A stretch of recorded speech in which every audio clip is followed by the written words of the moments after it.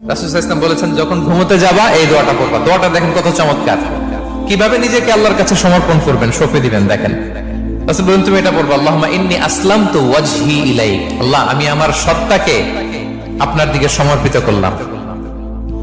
ওয়া ফাওয়াদতু আমরি ইলাইক, আল্লাহ আমি আমার সব কাজকে আপনার কাছে সুপর্দ করলাম। ওয়া আলজাতু যাহরি ইলাইক, আল্লাহ আমার পিঠকে আমি আপনার কাছে আশ্রয় রাখলাম। সুবহানাল্লাহ করবেন না? আমরা যখন ঘুমাই আমাদের পিঠটা বিছানার মধ্যে লাগাই না?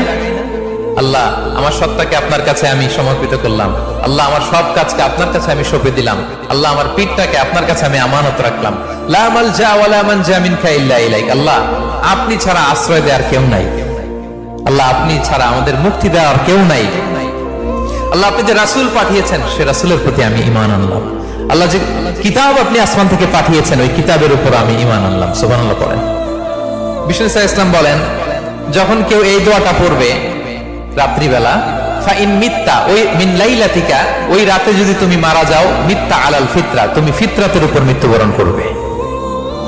ওয়াইন আসবাহতা আসবাহতা ওয়া ক্বাদ আসাবতা খাইরান কাসীরা, আর যদি রাতে মৃত্যু না হয় তুমি বেঁচে যাও, তাহলে ওই দিনে তুমি প্রভূত কল্যাণ লাভ করবে। সুবহানাল্লাহ। তাহলে বলেন এই দোয়াটা পড়ার দরকার আছে না নাই? এই দোয়াটা যদি কেউ পড়ে সে মারা গেলে ওই রাতে ফিতরাতের উপর মারা যাবে। ফিতরাতের প্রথম অর্থ কি বলছিলাম? সবাই বলতে হবে, কি বলছিলাম? তাহলে এই দোয়া পরে রাতে মারা গেলে সে মুসলিম হয়ে মারা যাবে, ঠিক কিনা?